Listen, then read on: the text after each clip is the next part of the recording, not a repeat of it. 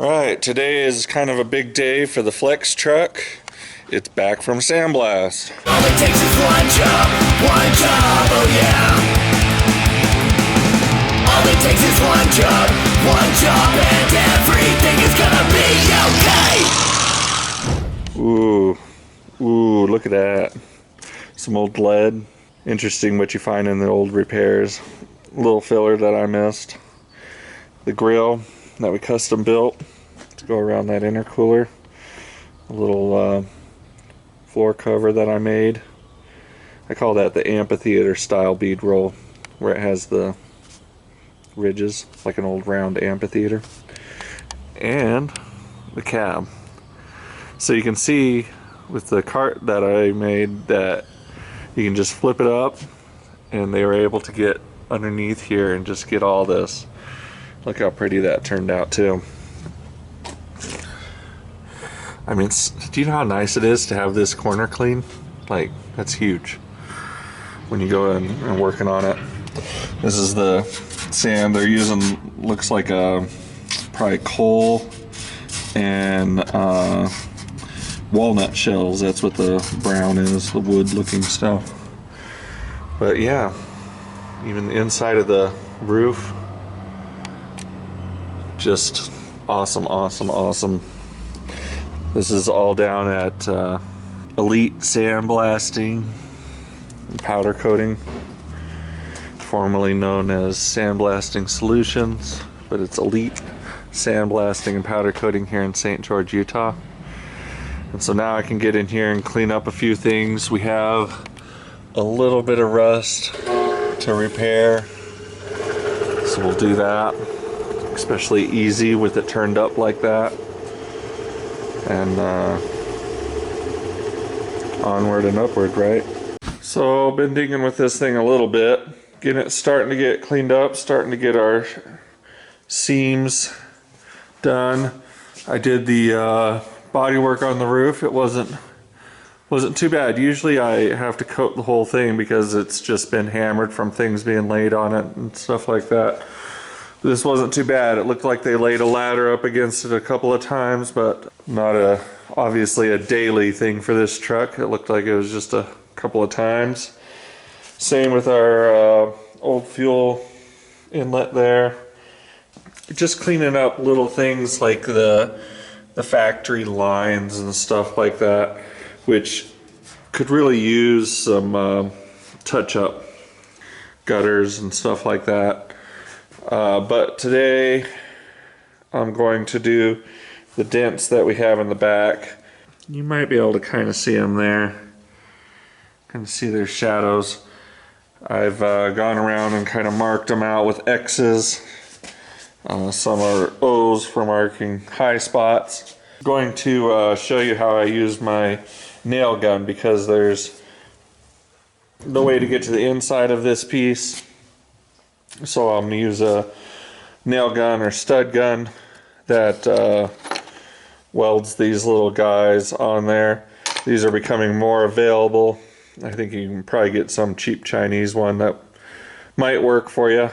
I'd say the bigger deal is the quality of the nails. Sometimes lower quality nails won't want to weld to your panel, or you go to stick your slide hammer on them and they just pop off. That can still happen with the ones I'm using here. Anyways, so I'm going to kind of show you how I do this.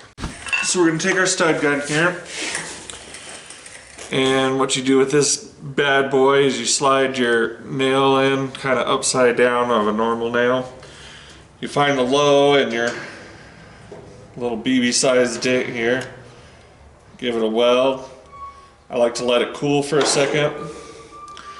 Pull it off of there, and now you can see we got a stud there to grab onto. I'm just going to kind of go around, hit a couple of these guys. It's kind of good to let them cool, you know, because it's going to want to pull that little spot that you got there. You know, if the metal's hot, it's going to want to just pull that little spot instead of trying to pull out your whole dent there. This is a little bit of a dent that goes from here to here. It's just more of a straight line. So I'm going to be taking the nails and making a straight line right down that. There's some different types of pulling tools and nails and stuff that'll work better for something like this. But I usually just stick to the regular nails. So as normal, as we talk about, is you're going to have a dent like a crater. It's going to hit the middle and it's going to dent down, but it's going to make a high ring all the way around it. So this is one of my favorite hammers. It just seems to kind of be a basic body hammer that kind of does most of your stuff. Anyways, the way I like to do this is I'll get on the nail here and it'll fall right off. Get on a nail here, pull it out. That one fell off too. That one fell off too. We're not off to a great start. So after the sandblasting, you might hit these spots with your little grinder when you're having trouble like this. This one pulled out okay. It's not really letting me do what I want to show you. Normally the nails will stay on there, you'll clip them.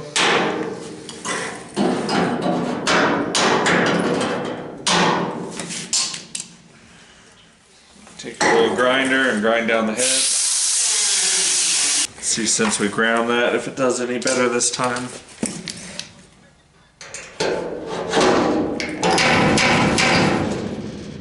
It's a little better.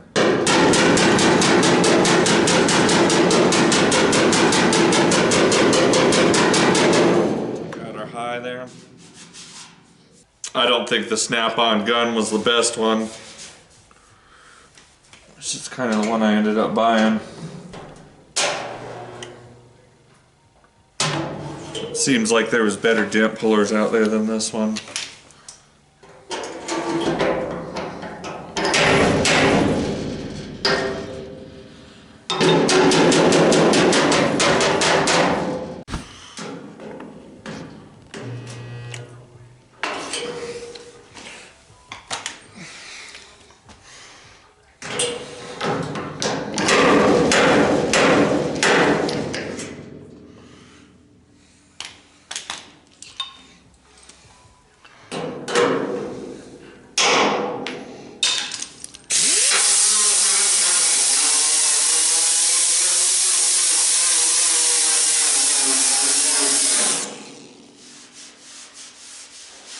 So that's kind of the basics on that, you know. Take with it, or take from it what you want. We got our curve kind of back here. It was kind of not quite right, and got our major lines correct again. Some of those spots that kind of dented in, and I took the sander over it. You can see kind of a lighter shade there. So that's a low, and it tends to do that around the corners of the pieces or in this area right next to a bend like that.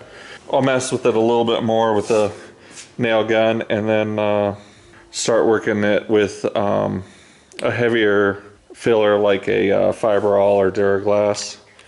I personally like the Fiberall, but I was diehard on the Duraglass for years too. So our last big areas of this cab to take care of, and then we just have the smaller stuff. It doesn't seem like I'm really gonna have to do anything through here. You know, little blemishes there are okay, but I didn't want any dents, and it doesn't seem like there is any. After I prime it and block it, we'll be able to find anything that was missed anyways. All it takes is one job, oh yeah. All it takes is one job, and everything is gonna be okay.